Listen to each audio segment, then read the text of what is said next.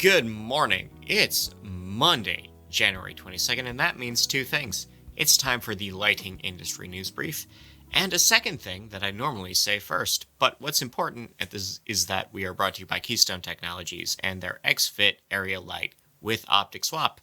It's an area light. It has optic swap. It has 3 interchangeable lenses that they're in the box. You pick the one you want. You take the other ones home. You throw them out. I don't know what you do with them. You make them into a little hat. It's fun. Speaking of things that are in the box, mounting options. You can't make a hat out of those, but they're handy for putting the area lights up. And they've got a photocell on there, so you've got the capacity to do timed dimming right there. It's all in one box. Save some time, save some space, have some extra plastic parts. It's time to go to KeystoneTechnologies.com or the product link in the description. Thank you very much. Let's get into the news. MHT Lighting is moving all of its lighting manufacturing to New York State. They had previously been around the world, but now New York State. There you go. Myers EPS has bought SPS. They make inverters and power products. SPS is a Canadian battery company. Access Lighting is opening a new warehouse in Greenville, South Carolina. It'll be operational next month. Border States has bought Winston Engineering. This is a distributor buying some contractors. GEF, a PE firm, has invested a great deal of money, no idea how much money, but a great deal, into Next Step Energy Solutions. They're an LED retrofitter in the DC area. NLB has extended the Tesla award deadline, so you now have until the 25th to submit your product, person, or project to the award. Nora Lighting is renovating, part of celebrating 35 years in the biz. IUEW, that is a labor union, is protesting layoffs at Westmoreland Plastics. They thermoset a number of plastics for a number of industries, including electrical and lighting equipment, and they are alleged to have violated collective bargaining as people maybe came back to work in the wrong order. We'll see how that goes. Samuled's revenues are up $100,000 this quarter compared to same time last year. Washington State is the next one to possibly ditch daylight saving time. This is a Senate bill that could come into effect in June. SGH sales are down. Q1 sales are down 30% compared to last year. Sonepar is joining the IES at the champion sustaining membership level, which sounds very important to me. Shipping rates are up. This is due to the instabilities going on in the Suez Canal and Red Sea. Some routes are as much as 42% more expensive. Also, that instability might get less stable or more stable as the EU may or may not join fighting in Yemen.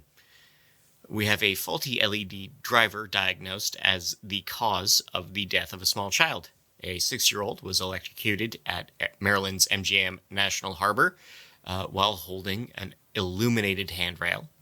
This handrail also injured 2 people who tried to rescue that child. Acuity's senior VP has sold $429,000 in stock. That transaction went through on the 10th. Architectural SSL, a fine web publication, is now called LightSpec. Acuity has renamed its unplanned renovations sales team to the Energy Solutions sales team. And O'Blamey Rinker Associates is now just Aura. I'm still called Scott, by the way. I'm not changing my name. Ledvance is launching new recycled A19s under the Osram brand in the UK. And Disney Plus, the streaming service, will co-produce a Korean drama based on the supernatural webcomic called Lighting Store. The comic's by a guy named Kang Full. He's had a number of works adapted to both film and television in South Korea. And if you think for 1 second that I am not going to use this as an excuse to launch a recap show or a segment here, you are dead wrong, good sirs. Dead wrong. LG has debuted a coffee table. The PuriCare is a UV air purifier /lamp/cell phone charger. You can buy it now. In legal news, Signify is adding pressure to Deco. This is related to pending patent payments that may be prioritized under Chapter 7 proceedings. We also have 6 people indicted for lighting control hardware thefts. This was part of a 20-month, 130-store retail crime spree. It's going to court in New York, but this was in a lot of places. There you go. In rep agency news, West Coast Lighting will close. VI is merging with Trifecta, and Nikar has partnered with HK Sales in 3 different states. In events and webinars, registration is open for the IESLA Fundamentals of Lighting. This is a 4-week course starting February and March. Registration is open for the RMLA short course. Early bird discounts end on the 31st. The course itself runs over a weekend, May to June. In IoT news, Legrand has brought ZPE. Data Power and Control Division will expand there. Leviton has bought Prism DCS. This is undisclosed as to the data center deal. Environ Energy has bought a company called Prism, not all caps, Energy. The Environ is an energy management company. Prism is a controls company. They're in New England. Vodafone has partnered with Microsoft on a 10-year deal for IoT services. Current has partnered with ControlBright to create new hardware controls. And Talk, the Smart City Protocol, has issued its 42nd certification. In R&D news, lighting design without glare or changes in power density is a new project from the LHRC. They've issued a paper on balancing visual and non-visual, which is to say circadian stimulus light use. We have FangU testing Li-Fi on OLEDs. Normally this is done with LED, but on OLEDs we get a 3-wavelength transmission to improve connectivity, stability, and ping rates. We have wireless power for lighting tech demoed. The Spectrum company has been able to beam 50 watts of power through the air. That's some Tesla stuff, real Tesla stuff, not car Tesla stuff. Sydney and Qantas have partnered on a jet lag study on long-haul flights. In dark sky and night restoration news, the Pench Tiger Reserve in India is their first dark sky park. Low orbit objects, communication satellites mostly, will be responsible for 10% of sky glow soon. LED headlights are indeed getting worse. Jeju National University College of Medicine has found that bright light at night doubles the risk of certain eye diseases. Half of LED street light drivers can't dim. Some of even say they can, but they can't. That's a new study coming out. We can explain that sleepiness is more than measurements. The feeling of sleepiness is more than just your melatonin levels. We have excess lighting ruining your garden, and you should turn off your lights in your garden if you want your plants to succeed. Basalt, Colorado has begun a new dark sky initiative with DSI. Campbell River BCs are asking for nuisance lighting laws. Dorm dwellers at Vassar have asked for dimmer hallway lighting at night. We have light pillars spotted in Alabama.